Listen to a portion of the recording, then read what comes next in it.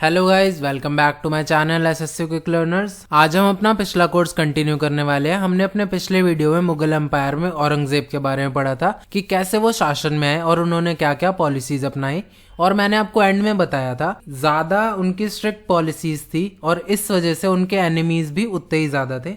तो आज हम सबसे पहले पढ़ने वाले हैं महाराज शिवाजी के बारे में। तो महाराज शिवाजी और औरंगजेब एक ही टाइम पर पैदा हुए थे, यानी ये समकालीन है। महाराज शिवाजी का डेट ऑफ बर्थ है 19 फरवरी 1630 और ये कहाँ पैदा हुए थे? तो शिवनार फोर्ट महाराष्ट्र में पैदा हुए थे। इनके पिताजी का नाम है शाहजी भोसले, इनकी माताजी का नाम है जीजाबाई और इनकी जो पत्नी थी उनका नाम था पुतलीबाई। आगे चलते हैं। टेक्निक। महाराज शिवाजी युद्ध के लिए क्या टेक्निक यूज करते थे? क्योंकि औरंगजेब की जो सेना थी वो बहुत बड़ी थी, लार्ज एम्पायर थी, उनके पास एक्स्ट्रा सैनिक थे, उनके पास एक्स्ट्रा हाथ थी, घोड़े, सब कुछ एक्स्ट्रा था। तो महाराज शिवाजी उनसे बैटल लेते कैसे? तो उन्होंने एक नई तकनीक अपनाई थी, गोरिल्ला वॉरफेयर। गोरिल्ला वॉरफेयर में क्या होता था कि महाराज शिवाजी और उनकी सेना पहाड़ों में या किसी भी जगह पर छुपी रहती थी और जब वहां से सेना निकल रही होती थी तब उन पर छुपकर अटैक करती थी ताकि पता न चले। और इसको मैंने नीचे समझाया भी हुआ है कि गानिम शब्द जो एक अरेबिक वर्ड है, इसका मतलब होता है प्लंडरर। प्लंडरर मतलब आप जानते होंगे, लुटेरे। तो महाराज शिवाजी ने सेम टेक्निक अपनाई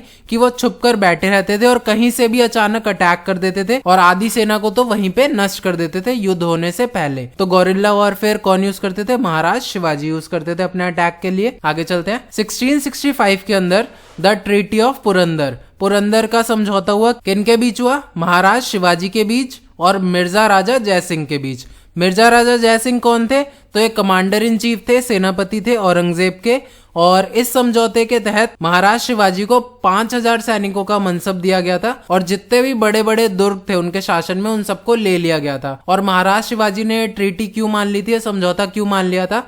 क्योंकि अगर डायरेक्ट अटैक होता पूरे उनके दुर्ग पे तो उसको पूरी तरीके से नष्ट कर दिया जाता। तो महाराज शिवाजी ने कुछ समय के लिए अंडर रहना, यानी औरंगजेब के अंडर रहना मंजूर कर लिया था, ये सोच करके हम धीरे धीरे अपनी एम्पायर बिल्ड करेंगे और फिर दोबारा अटैक करेंगे। आगे 1666 में क्या होता है कि औरंगजेब महाराज शिवाजी और उनके बेटे संभाजी को इन्विटेशन भेजता है कि आप आइए आगरा में और यहाँ थोड़े दिन रहिए। तो महाराज शिवाजी अपने बेटे संभाजी के साथ जाते हैं आगरा और औरंगजेब वहां पर उन्हें कैद कर लेता है आगरा रेड फोर्ट में। 1666 के अंदर ही महाराज शिवाजी और संभाजी दोनों लोग वहां से भाग निकलते हैं। तो भागते कैसे हैं? वो औरंगजेब को कहते हैं कि हम अपना त्योहार मनाना चाहते हैं, तो हम पूरे जेल में और पूरे आपका जो दुर्ग है उसमें मिठाई बंटवाना चाहते हैं। तो बड़े बड़े टोकरों में मिठाई भरकर जाती है, तो मिठाई तो वो खाली कर देते हैं और उन टोकरों में खुद बैठकर वहां से भाग जाते हैं। ठीक है, ये स्टोरी मानी जाती है। तो ये मैंने यहाँ पे लिखा हुआ है, they escaped away by sitting in desert basket. आगे चलते हैं। 1674 के अंदर महाराज शिवाजी का कोरोनेशन होता है और कहाँ पर होता है? रायगढ़ फोर्ट महाराष्ट्र में होता है। और इनका कोरोनेशन यानी राज तिलक करता कौन है? तो इनके गुरु समर्थ रामदास जी करते हैं। महाराष्ट्र के जो पंडित थे उनका मानना था कि ये वहां जेल में रहकर आए हैं तो अपवित्र हो गए हैं, इस वजह से उनका कोरोनेशन राज तिलक करने के लिए पंडित गंग भट्ट को बुलाया गया था वाराणसी से और उन्होंने उनका कोरोनेशन यानी राज तिलक की जो कार्यक्रम होता है उसको पूरा किया था। 1674 के अंदर ही महाराज शिवाजी ने छत्रपति का टाइटल ले लिया था,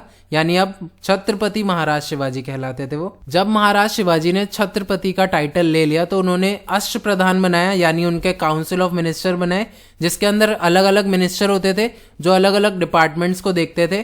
तो इसमें जो पेशवा होते थे वो पीएम होते थे, एक तरीके से सारे मिनिस्टर्स होते थे वो जो काम करते थे तो उनकी सुपरविजन कौन करता था? तो पेशवा करते थे। सुमंत या फॉरेन मिनिस्टर होते थे, यानी जो पड़ोसी राज्य है उनसे रिलेटेड जितनी बात है, कोई समझौता हो रहा है या किसी से हमारी शत्रुता चल रही है तो उसको कौन देखते थे? सुमंत देखते थे। सचिव यानी कॉरेस्पॉन्डेंस, अगर कोई टास्क दिया गया है तो उसको अच्छे से करवाता कौन था? सचिव करवाते थे। अमात्य यानी फाइनेंस मिनिस्टर, यानी कितना रेवेन्यू जनरेट हो रहा है और प्रजा में खाने की कमी ना पड़े, इन सब चीजों को कौन देखता था? हथियारों की सप्लाई पूरी रहे, तो उसके लिए पैसा मैनेज कौन करता था? अमात्य मैनेज करते थे। मंत्री या इंटरनल अफेयर मिनिस्टर होते थे, यानी अपने जो शासन के अंडर कोई भी अगर लड़ाई हो रही है, कोई दो ग्रुप आपस में लड़ रहे हैं तो उनके बीच में शांति बनाए रखना या प्रजा की कोई प्रॉब्लम है उसको डील करना किसका काम होता था? तो वो मंत्री का काम होता था। सराई नौबत, जिन्हें हम कहते हैं कमांडर इन चीफ, तो सेना जब भी लड़ाई करने जाती है तो उसका सेनापति होता है, तो उनको हम बोलते हैं सराई नौबत। एक होते थे पंडित राव, यानी चीफ प्रीस्ट यानी मेन पुजारी, और एक न्यायाधीश। अगर किसी को कोई सजा सुनानी है तो न्यायाधीश बताते थे कि किसको क्या सजा मिलनी चाहिए। 1676 के अंदर महाराज शिवाजी ने अपनी प्रजा पर 2 टैक्स लगाए, एक था चौथ और एक था सरदेशमुखी। चौथ मतलब 1/4 ऑफ द इनकम और सरदेशमुखी मतलब 1/10 ऑफ द इनकम। जो सरदेशमुखी लिया जाता था ये आगे के बैटल्स को लड़ने के लिए और अपनी सेना को प्रिपेयर करने के लिए लिया जाता था।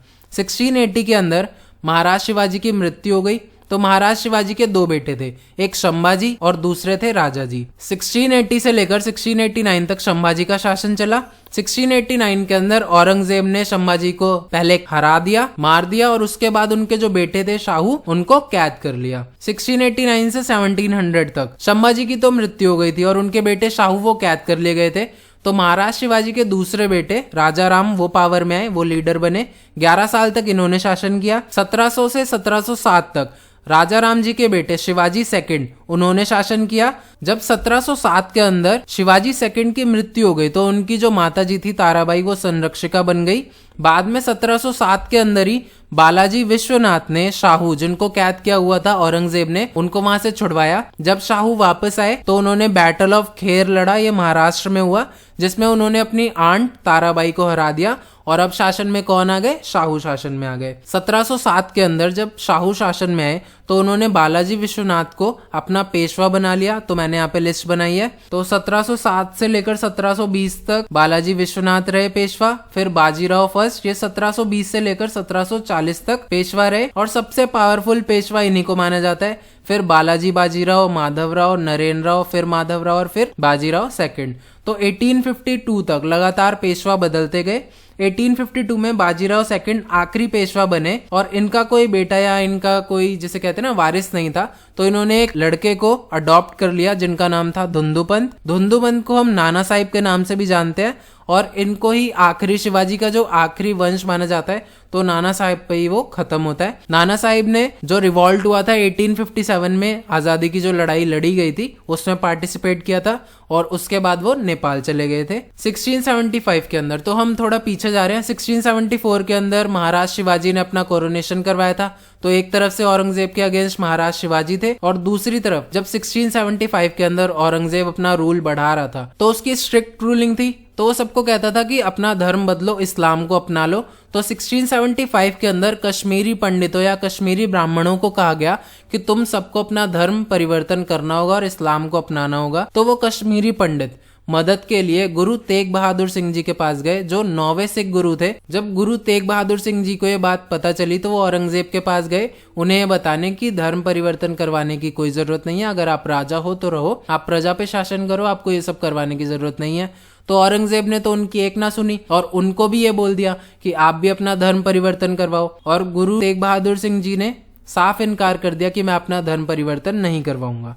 तो 1675 के अंदर औरंगजेब ने तेग बहादुर सिंह जी की मृत्यु करवा दी। कहां पर? चांदनी चौक पर। आप देख रहे हो ना, एक साइड से शिवाजी उनके दुश्मन बन गए, दूसरी तरफ से चांदनी चौक में जब उन्होंने गुरु तेग बहादुर सिंह जी की मृत्यु करवा दी तो जितने भी सिख भाई थे वो सब इकट्ठे हो गए, यानी सिख लोग एक परमानेंट शत्रु बन गए किसके? औरंगजेब के। तो 1679 के अंदर औरंगजेब ने जजिया कर फिर से लगवा दिया सभी नॉन मुस्लिम्स पे। तो सारी उसकी जो नीतियां थी वो सिर्फ मुस्लिम्स को फेवर करती थी, औरंगजेब की जितनी भी नीतियां थी। उसके अलावा बाकी जितने भी अलग धर्म के लोग थे वो उनको सप्रेस करता था और चाहता था कि सभी इस्लाम को कबूल कर ले। 1699 के अंदर 10th सिख गुरु गोबिंद सिंह जी ने दलई खालसा की रचना करी। दलई खालसा एक मिलिट्री ऑर्गेनाइजेशन थी और ये अपने धर्म को बचाने के लिए बनाई गई थी कि हम पे अगर कोई अत्याचार करेगा तो हम भी उसका जवाब देंगे। इसके अंदर उन्होंने अलग अलग रूल्स बनवाए। उसके अलावा गुरु गोबिंद सिंह जी ने गुरु ग्रंथ साहिब की रचना करी। कौन सी भाषा में करी? तो गुरुमुखी लैंग्वेज में करी। ये इंपॉर्टेंट है, मैंने आपको बता दिया है।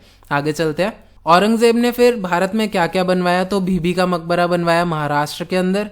दूसरा tomb of his wife Rabia उद दुर्रानी या दिलरास बानो बेगम, तो अपनी बीवी का मकबरा बनवाया था। तो हम सेकंड ताजमहल भी कहते हैं और साउथ का ताजमहल भी कहते हैं क्योंकि ये डेक्कन में पड़ता है। उसके अलावा इसे डर्टी कॉपी ऑफ ताजमहल भी कहा जाता है क्योंकि आप इसका कलर देखोगे ना तो ये व्हाइट नहीं है, हल्का डल है, इसलिए इसे डर्टी कॉपी भी कहा जाता है।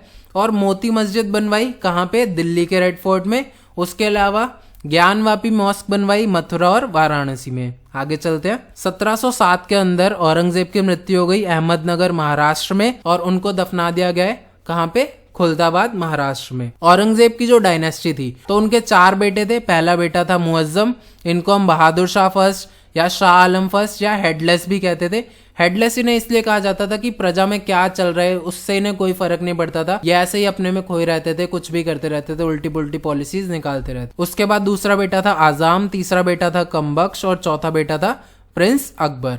और उसके अलावा इनकी एक बेटी थी ज़ैबू निशा। तो औरंगजेब का शासन तो यहाँ पे खत्म हो गया था। औरंगजेब से रिलेटेड जितने भी important question, important battles, important policies थी मैंने आपको सब बता दिया। मैंने आपसे पिछले वीडियो में पूछा था कि इंडिया ने अभी अभी एक ब्रह्मोस मिसाइल उसका टेस्ट किया था, तो कौन से एयरक्राफ्ट से किया था? तो इसका सही आंसर है सुखोई।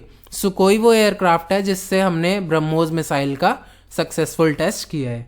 आगे चलते हैं। आज का क्वेश्चन है, पहला स्टेट कौन सा बन गया इंडिया का जिन्होंने ट्रांसजेंडर को इंक्लूड किया है पब्लिक सर्विस कमीशन एग्जाम के लिए? ठीक है, तो आपके ऑप्शंस है केरला, राजस्थान, मेघालय और असम। आपको आंसर पता हो तो कमेंट सेक्शन में जरूर कमेंट करें और अगले वीडियो में इसका आंसर बता दूंगा। उसके अलावा आपको अगर मेरी वीडियो पसंद आए तो उसे लाइक करें, शेयर करें, मेरे चैनल को सब्सक्राइब करें। आप मुझे अनअकैडमी ऐप पर भी फॉलो कर सकते हैं कृष दिवाकर नाम से, और आप मेरा टेलीग्राम ग्रुप भी ज्वाइन कर सकते हैं SSC क्विक लर्नर्स, जो मेरा चैनल का नाम है। उसके अलावा डेली लर्निंग PDFs के लिए आप मुझे व्हाट्सएप पे टेक्स्ट कर सकते हैं, मैंने अपना नंबर शेयर कर दिया है। आपको कुछ बताना हो, कुछ पूछना हो तो आप कमेंट सेक्शन में कमेंट कर सकते हैं। Thank you so much, bye bye.